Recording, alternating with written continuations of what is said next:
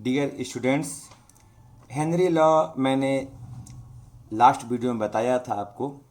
अब next video आज हमारा शुरू हो रहा है, उसमें मैं बताऊंगा आपको एप्लीकेशंस ऑफ हेनरी लॉ कि हेनरी लॉ का एप्लीकेशन क्या है।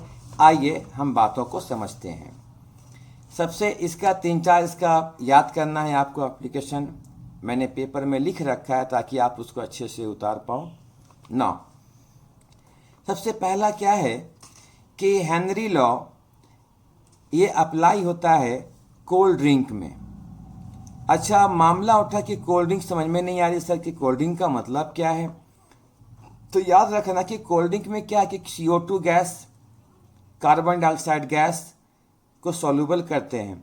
मतलब साफ है कि टू इंक्रीज द सॉल्युबिलिटी या concentration of carbon dioxide in soft drink या सोडा वाटर। तो कार्बन डाइऑक्साइड को क्यों डालते हैं, क्या इसका रीज़न है? तो मैं बता दूं आपको कि CO2 जो होता है ये रिस्पॉन्सिबल होता है डिजायर्ड एसिडिक टेस्ट के लिए, और ये डेवलप करता है उस कोल्ड ड्रिंक में एक प्रॉपर टेस्ट, सॉफ्ट ड्रिंक को देता है। और जब भी जैसे ये मान लिया जाए कि ये हम लोगों का बॉटल है कोल्ड ड्रिंक का, लिक्विड है, CO2 गैस, जैसे आप इसके अंदर में डालेंगे हाई प्रेशर, इसके प्रेशर हाई रहेंगे और इस बॉटल्स को हम लोग क्या कर देते हैं, सील कर देते हैं। क्योंकि आपको मैंने क्या बताया, हेनरी क्या बतलाता है कि प्रेशर के बढ़ने से गैस के सॉल्युबिलिटी बढ़ती है। तो ये एप्लीकेशन किसका हो गया, हेनरी लॉ का हो गया। यहाँ पे हम लोग करते हैं। अच्छा, एक बार स्टूडेंट्स एप्लीकेशन नंबर 2 की बात हम करते हैं। याद होगा कि हम लोग सांस लेते हैं लंग्स में। तो जब सांस लेते हैं हम लोग तो पार्शियल प्रेशर जो होता है ऑक्सीजन का, O2 का, याद रखना, तो बीइंग हाई वो ज़्यादा होता है। जब when it enters the lungs, जब वो लंग्स के अंदर में जाता है तो वो कंबाइन करता है हीमोग्लोबिन के साथ में। जब कंबाइन हीमोग्लोबिन के साथ में करेगा ऑक्सीजन तो वो बनाता है ऑक्सी हीमोग्लोबिन। आइए मैं समझाता हूं इसको इस तरीके से कि हम लोग कैसे करते हैं।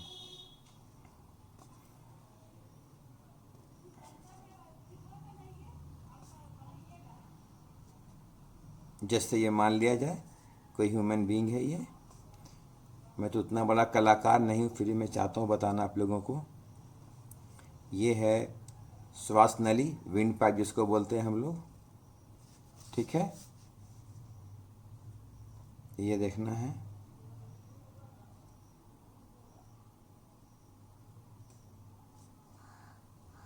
लंग्स मान लिया जाए, अल्वियोलाई इसको बोलते हैं, अल्वियोलाई बोलते हैं। जैसे ये जो हम लोगों का है ना, ये देखेंगे ऐसे अल्वियोलाई है, ऑक्सीजन लेता है O2, ब्लड वेसल्स अलग अलग है ये ब्लड। अब याद रखना है कि जैसे ये बॉडी हो गया हम लोगों का, तो एक मसल्स होते हैं जो सेपरेट करते हैं बॉडी को, उसको बोलते हैं डायफ्राम। शायद आपने पढ़ा होगा बायोलॉजी में।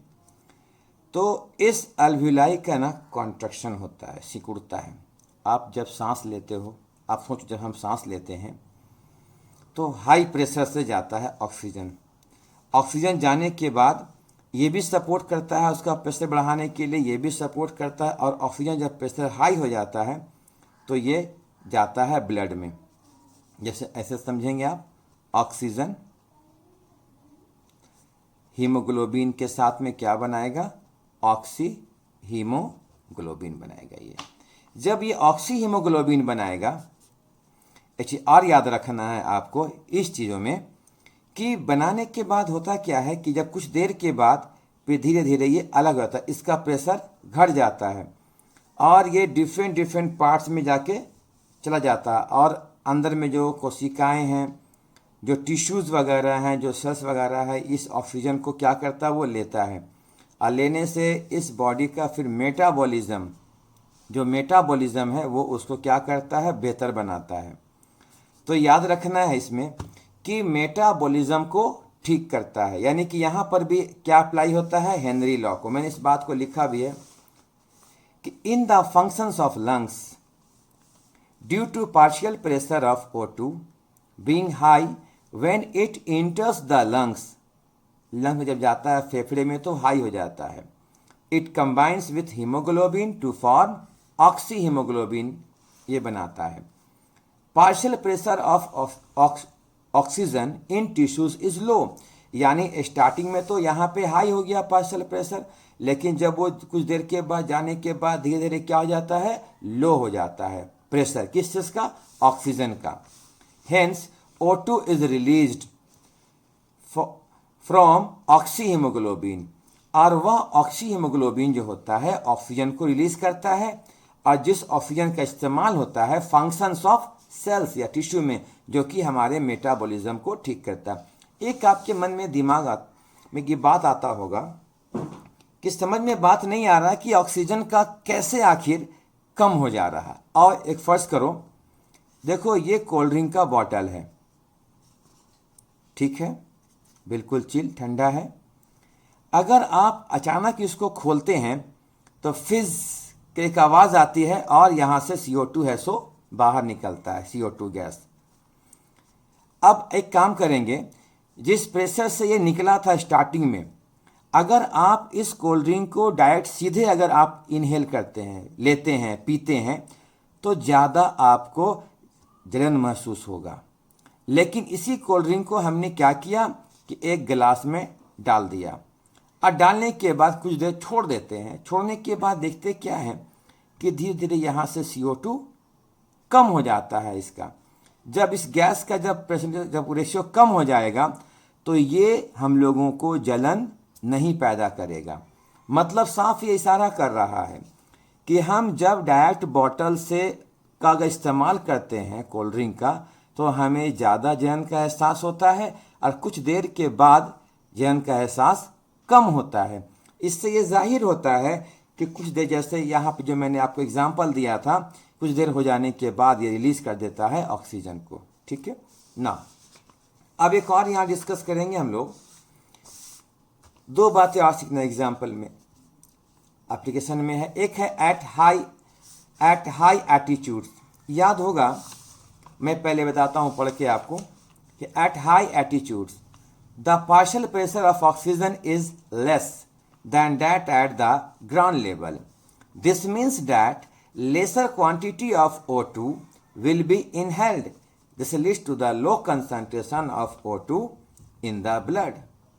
And tissues of people living at high altitudes are climbers.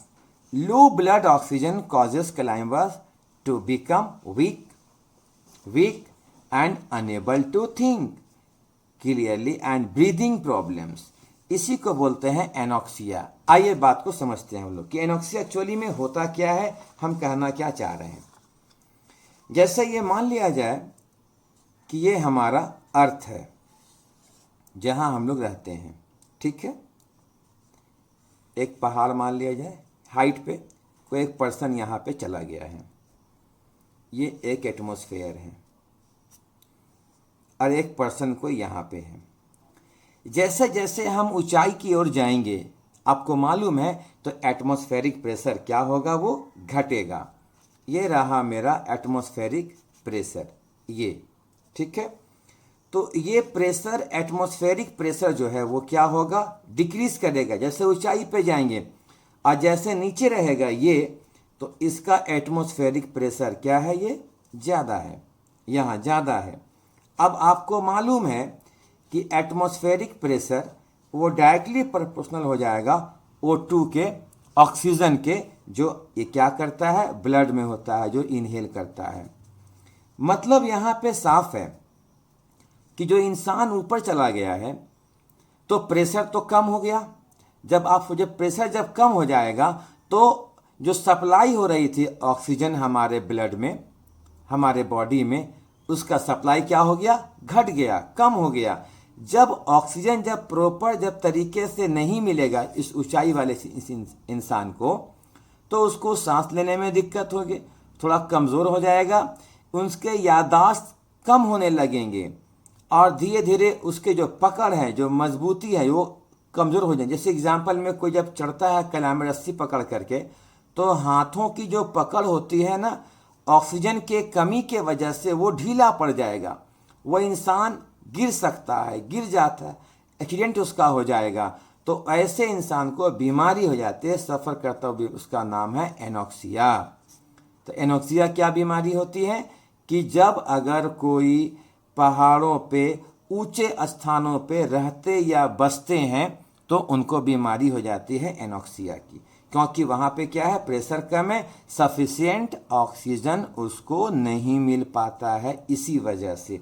तो ये हम लोगों का एक एप्लीकेशन हो गया हेनरी लॉ का। एक और आप देखिए एप्लीकेशन, आपने नाम सुना होगा स्कूबा का, deep sea diverse. Deep sea diverse, इसको हम लोग बोलते हैं स्कूबा डाइवर्स। आप हिंदी में गोताखोर कह सकते हो। तो याद होगा, गोताखोर जब गोता लगाता है, जब वो नीचे की ओर जाता है समुद्र की गहराइयों में, जिस तरीके से ऊंचाई पे जाएंगे तो एटमॉस्फेरिक प्रेशर घटेगा, जब हम गहराई पे जाएंगे तो एटमॉस्फेरिक प्रेशर बढ़ेगा। यहाँ मामला है बढ़ेगा, यहाँ घटेगा। इसी घटने पे ना एक सवाल एग्जाम में आता था, याद होगा, कि क्यों पहाड़ों पे, हिल स्टेशनों पे खाना देर से बनता है। इसका रीज़न यहाँ पे हम लोग को मिल गया ना। अब आइए हम स्कूबा डाइविंग की बात करेंगे। याद होगा कि जो गोताखोर जो जाता है समंदर के अंदर में गोता लगाते हुए, कि दो तरह के लोग होते हैं, ठीक है। एक होता है स्विमर, दूसरा होता है डाइवर्स। स्विमर का मतलब तैराक, जो तैरता है। डाइवर्स का मतलब जो गोता लगाता है। स्विमर जो सरफेस पे, पानी के सतह पे ऊपर ऊपर तैरेगा, उसको स्विमर कहेंगे, और जो अंदर की ओर गोता लगाएगा उसको गोताखोर कहते हैं, डाइवर्स कहते हैं।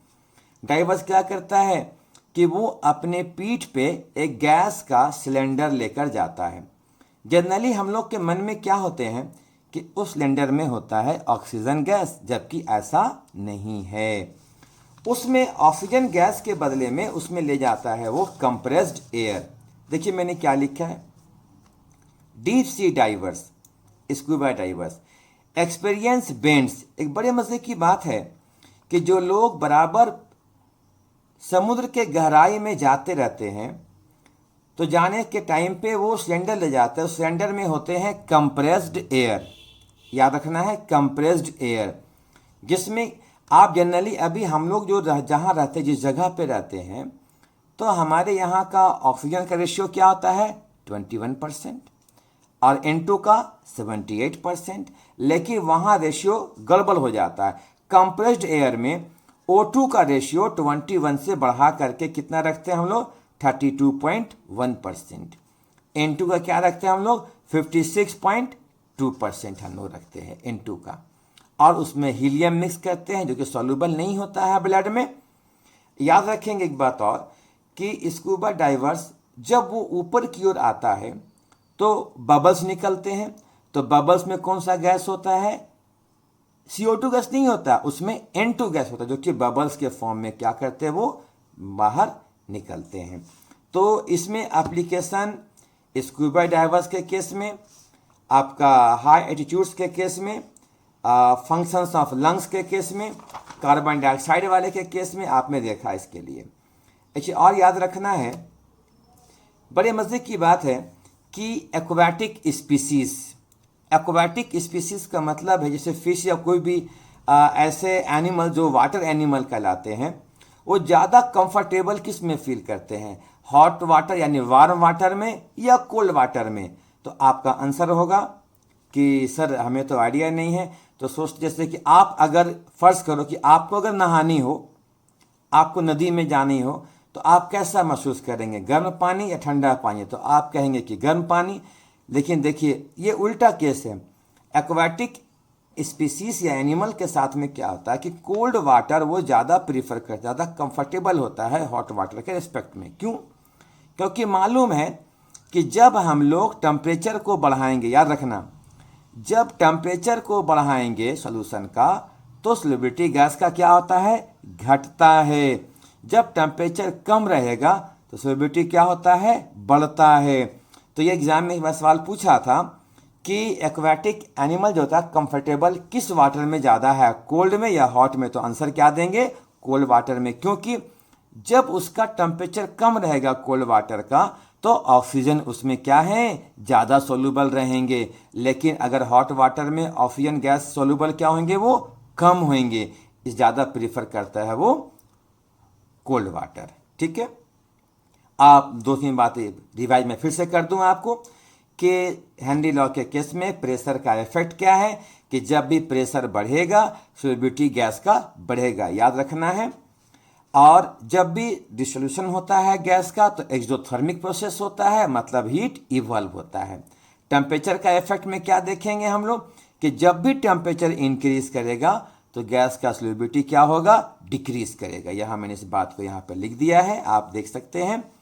इसके बाद इफेक्ट ऑफ इम्प्यूरिटीज क्या होता है कि जब भी इम्प्यूरिटी हम बढ़ाएंगे तो गैस का सोल्यूबिलिटी क्या हो जाएगा, डिक्रीज कर जाएगा। जैसे आप फर्ज करो कि आपने कोल्ड ड्रिंक ले लिया है, अगर कोल्ड ड्रिंक में आप अगर नमक डाल देंगे तो CO2 का जो जितना डिजॉल्व होता है वो अपने आप क्या हो जाएंगे, घट जाएंगे। रीज़न क्या है कि इम्प्यूरिटी मिलाने से वो एटम मॉलिक्यूल्स का बीच में जो इंटर एटॉमिक स्पेस होता है वो उसको क्या करता है, कम कर देता है, जिससे गैस मॉलिक्यूल्स उसमें सॉल्युबल नहीं होते हैं। स्टूडेंट्स, एक लास्ट हमें और जाननी है, वो है लिमिटेशंस। अभी आपने पढ़ा एप्लीकेशन, अब लिमिटेशंस याद रखना है कि हेनरी लॉ का लिमिटेशन क्या है, मैं बताता हूँ आपको। सबसे पहला लिमिटेशन इसका है कि the gas is not highly soluble, gas ज़्यादा सॉल्युबल नहीं होना चाहिए। सेकेंड है the pressure should not be too high और temperature should not be too low. अब यहाँ उठा क्वेश्चन यहाँ पे कि सर टेम्परेचर अगर कम होगा तो, क्योंकि आपको याद रखना है कि गैस जो है सबका सब आइडियल बिहेवियर के क्या है कि हेनरी लॉ के खिलाफ हो जाता है। ठीक है, अगर आप बढ़ा देंगे टेम्परेचर तो फिर वो क्या है कि आइडियल जो उसका बिहेवियर है उसके वो खिलाफ हो जाएगा।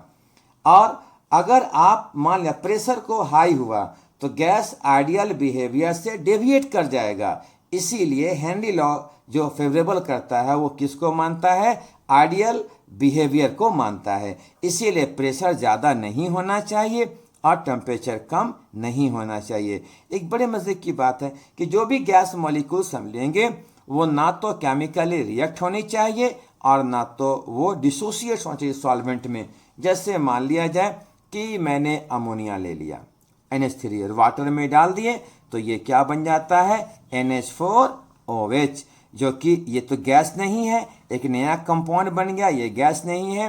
तो ऐसे हम गैस के लिए फिर बताता है कि ये अप्लीकेबल नहीं है, इसके क्या हो जाएंगे, लिमिटेशन हो जाएंगे। और एक बात और अहम बात है ये कि ये जो लॉ है हेनरी लॉ का, ये जनरली अप्लीकेबल है डाइल्यूट सॉल्यूशन के लिए, ये अप्लीकेबल नहीं है कंसंट्रेटेड सॉल्यूशन के लिए। तो स्टूडेंट्स, हमने आज देखा है applications and limitations of Henry's law. तो आप इस जो आप वीडियो को पॉज करके आप चीज़ों को लिख सकते हैं, लिख लेंगे, या तो फिर आप जो मैंने बताया है उसको भी समझ के अपनी भाषा में भी लिख सकते हैं। ये आपकी जिम्मेदारी है कैसे लिखना है, एग्ज़ाम में आता है ये क्वेश्चन। ठीक है।